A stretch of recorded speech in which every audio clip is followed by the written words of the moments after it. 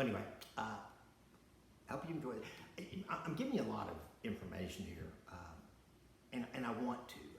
I'm going to try to start being a little more focused on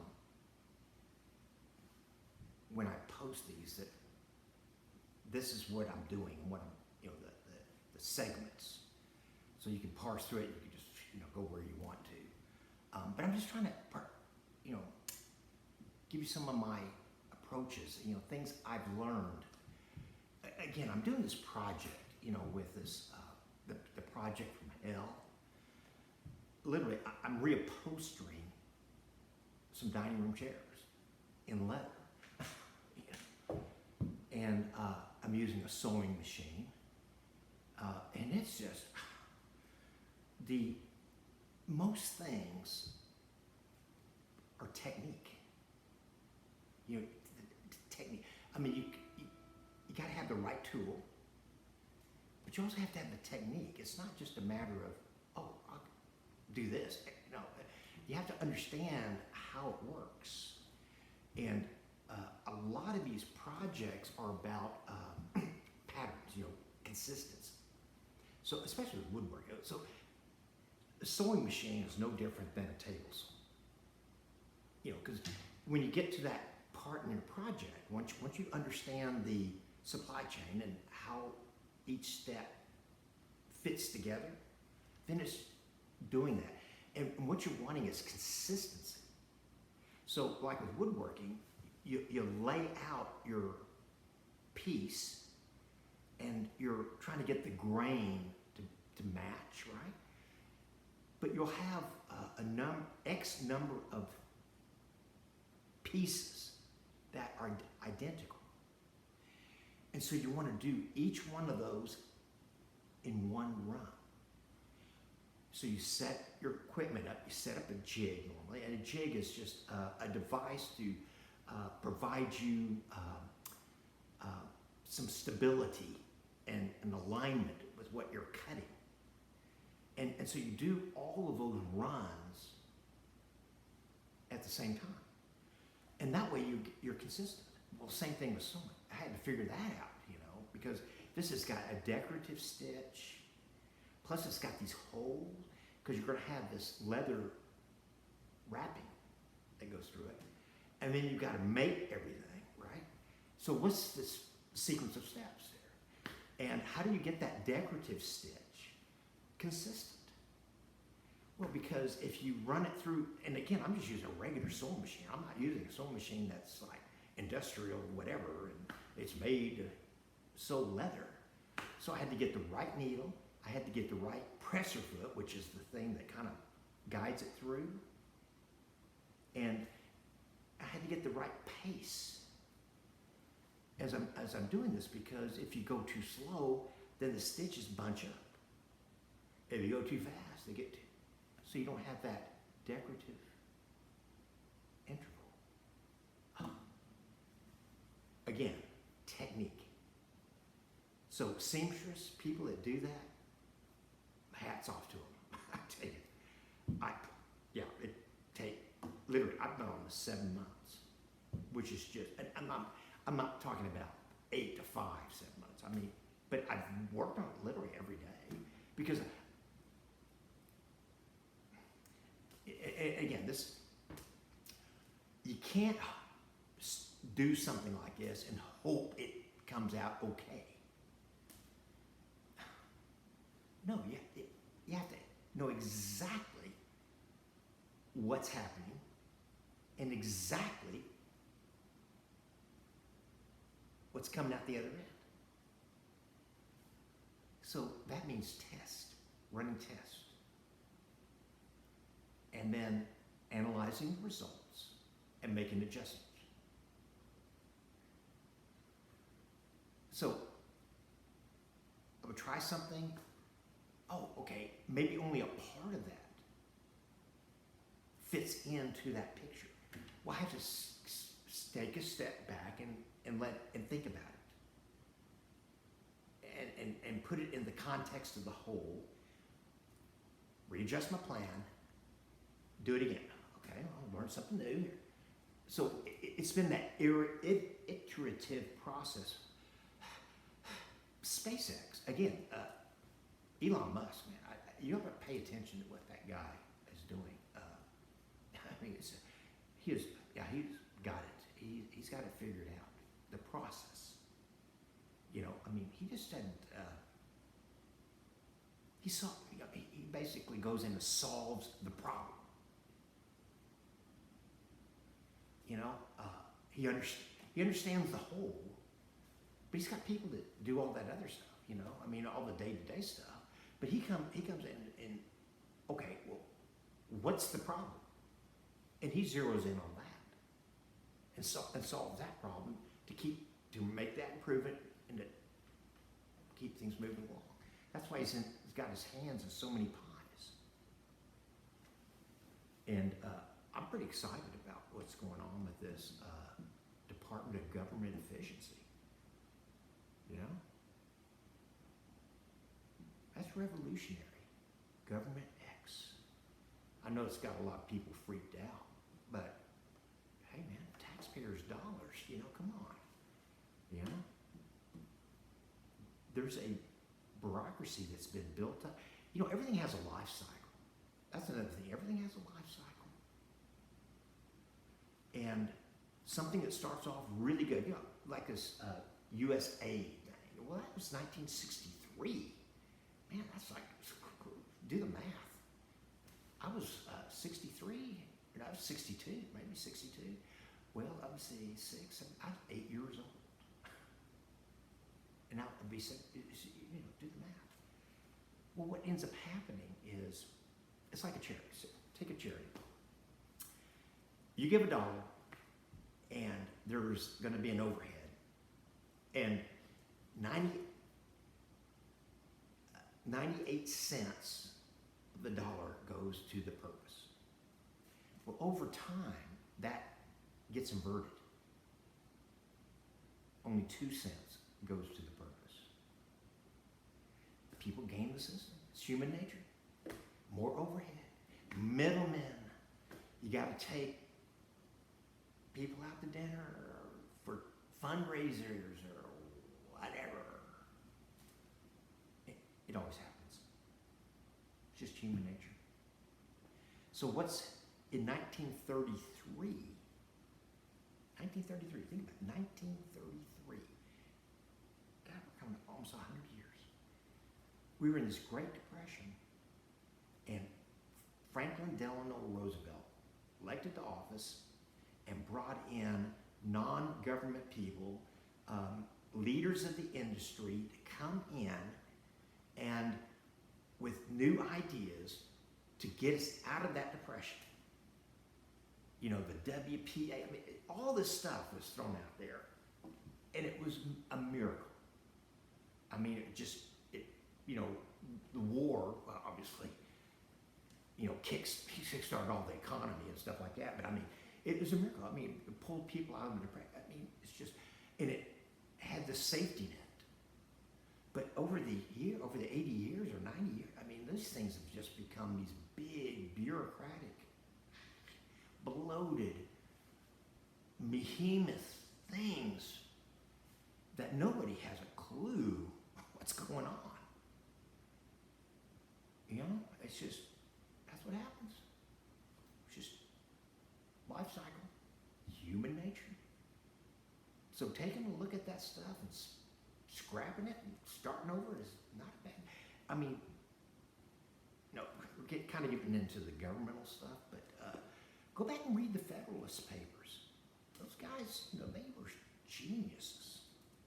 You know, the way that our democracy republic, we are a democratic republic, and it's checks and balances.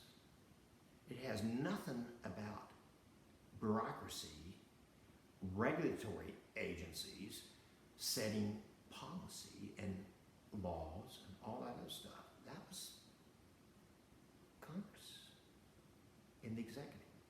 The executive runs the government. That's the executive runs government. The federal government has a really kind of a narrow view of what they're supposed to be doing. It's economy, defense, foreign affairs, interstate consistency, and social safety net. Everything else really stays. That's the way it was envisioned. But, you know, these big, so going in and taking a look at that stuff is not a bad idea. Regardless of your politics. I don't know about you, but man, I paid a lot of taxes. Lots of taxes. And I was okay with that. I never tried to dodge. It's just, I viewed it as the cost of doing business. But I want the money to be well spent. I mean, why should I be responsible and have a budget and, you know, all that stuff, and this entity that I'm giving money to is being irresponsible? I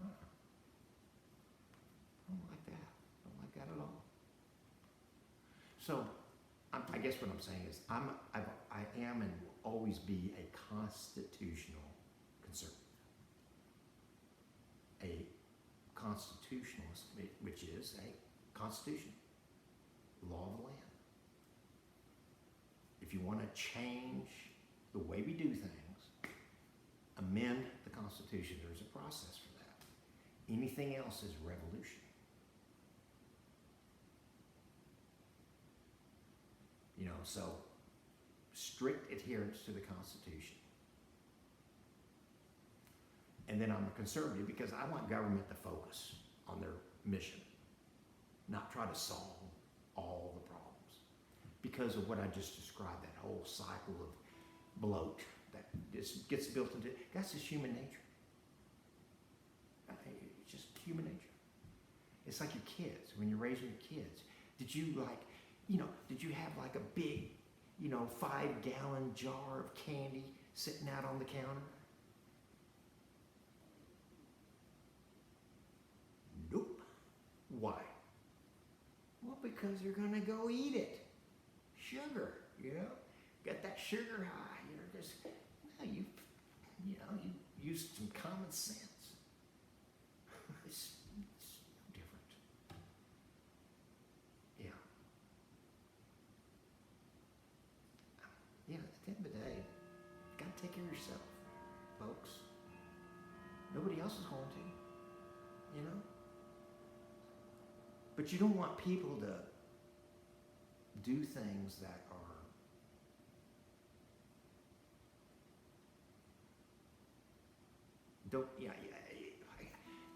there's right and wrong. I mean, just go look at the Bible. I don't want to get too, religious here, but there's a reason. Good things. There's a lot of good things that came down through history. All the nonsense kind of got thrown away. Again, everything's been done. Trust me, everything's been done. Everything's been tried. Technology just speeds it up and repackages it and makes it a different way. But there's these core values and things that have come down through history. You ought to pay, even health-wise. And I'll do some videos on health.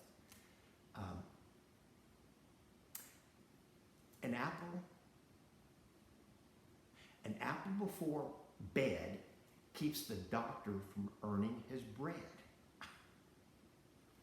Well, that came down from Pembrokeshire, 1800, way back when. And Benjamin Franklin in his Farmer's Almanac kind of, reworded it, said an apple a day keeps the doctor away. Well, what is that? What is that all about? Well, it's because apple is high in fiber. It helps your digestive system. And again, you got, intake, you got fuel, right? And you got exhaust. You got to keep the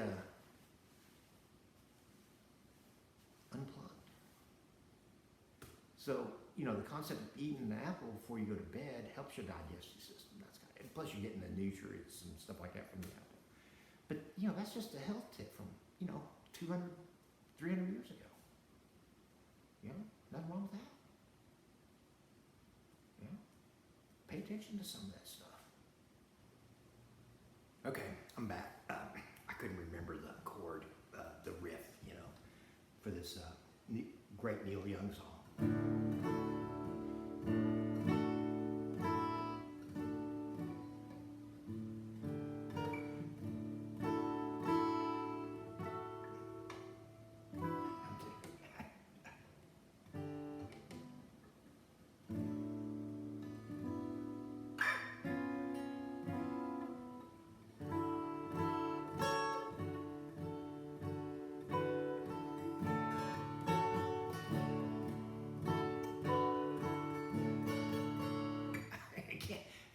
I just went and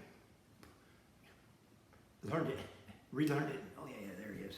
And then I sat down and go, oh, how did that go again? Timing's everything.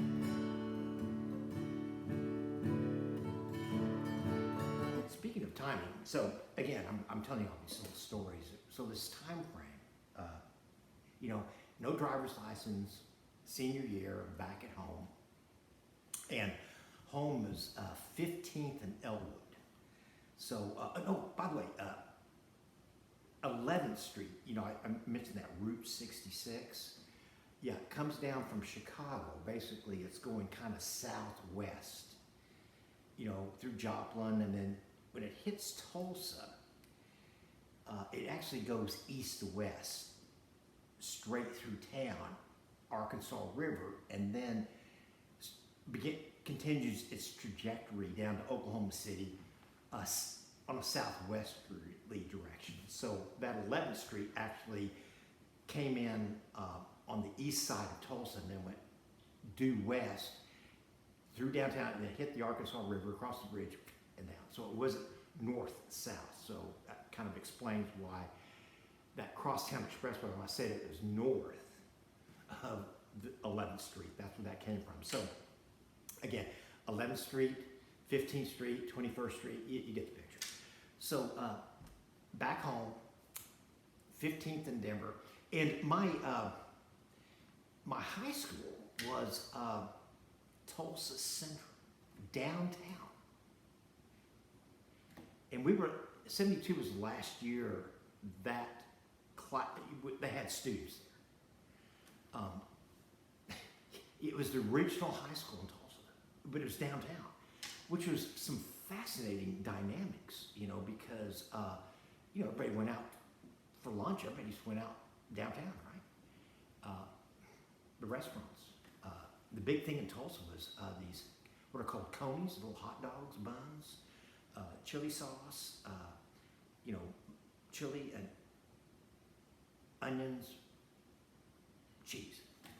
They were so delicious. Little fat pills. And they also had another way of doing it. It was called the three-way. So spaghetti noodles, the chili sauce, and then, the onions and cheese. Paprika on it.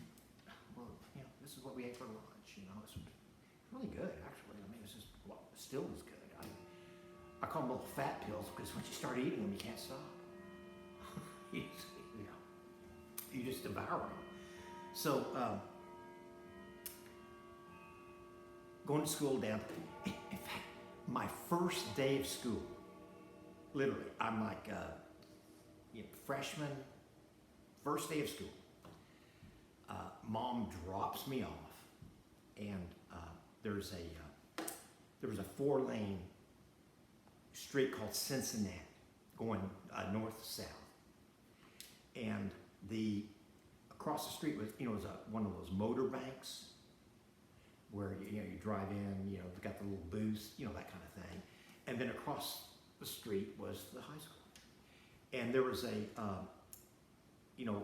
kind of a planter wall, so you had the sidewalk and a planter wall, where they have like shrubs, one of those hedge shrubs.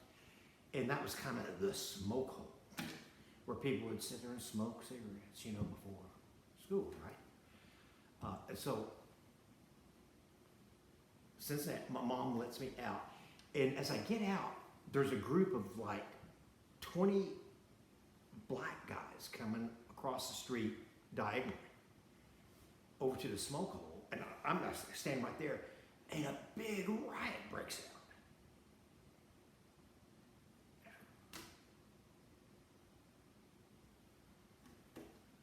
I go, well, this is going to be interesting. Welcome to high school. And again, this was like 68, 67, 68. Well, what happened? That was, 68 was when,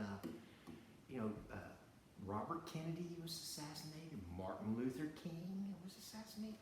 So there was a lot of that tension that was there. And the downtown Central, had black and white. And it was tense. So a big riot breaks out. And so my freshman year was really literally going to the hall like, oh, I hope I don't get stabbed. Because people were taking knives and fights were breaking out all over the place. They had to get police in there, and it was just crazy. I mean, it's just like, yeah. But fortunately, I had a car. Now, the problem I had with the car, though, is there wasn't any student parking. Think about it. There wasn't any student parking. If you wanted parking, you had to go pay monthly for a lot. What teenager has that kind of cash? So you have to park with a meter, because they had those, parking meters, right? Well, here's what we did. Between classes, you'd run out there, and you had this plastic straw, and you'd stick it in the parking thing, and it was like pretend it was a quarter, right? Yeah. And so you get it up to like an hour, and then you throw in nickels or dime, not the quarter, right? Highly illegal, but I'm not advocating anything. I'm just saying this is what we did. And it worked. That was the upside. But I had to run out there between classes, which was a bad deal anyway, because, didn't be in the halls back then. So that was kind of an interesting dynamic. So I don't have a car, right? So I'm walking to school, and so, 15th and Elwood, 15th and Denver. So I walk down Denver, and I walk down the hill, and I get like 3 blocks down the hill, and there's an antique car, at the stop sign, right? It's like one of those old English things, like black, antique. It was kind of cool. You see it from like a half block away, and so as I'm, and this is like houses neighborhood, right? So I'm walking, and the car stops, and I look over, and it's George Harrison across the street. It's, early in the morning, 7 or whatever it was. And, I didn't say anything, didn't wave or anything. I just,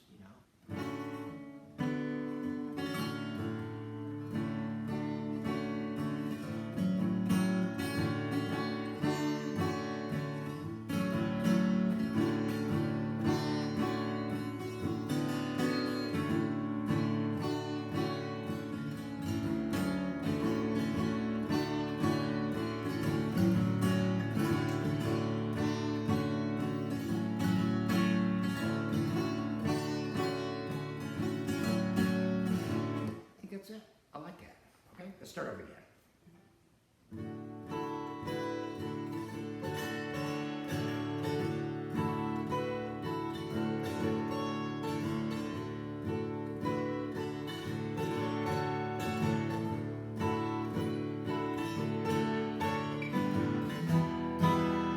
Come a little bit closer. Hear what I have to say.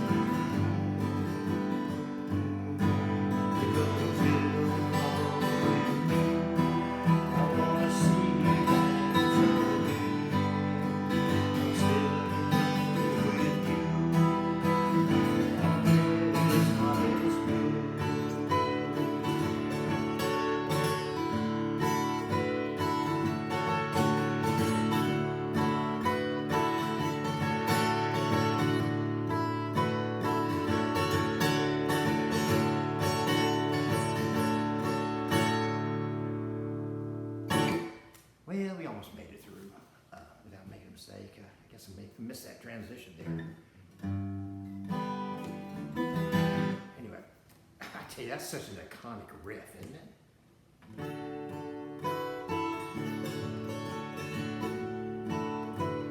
I tell you, Neil, he comes up with some beautiful music, just amazing. It's just I've always, just was always, he was just part of my life, really, when you think about it.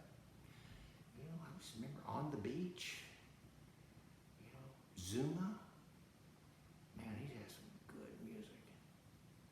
Yeah, I was, On the Beach, I was in college when that came out. And, that's when the whole LA thing was starting to go south.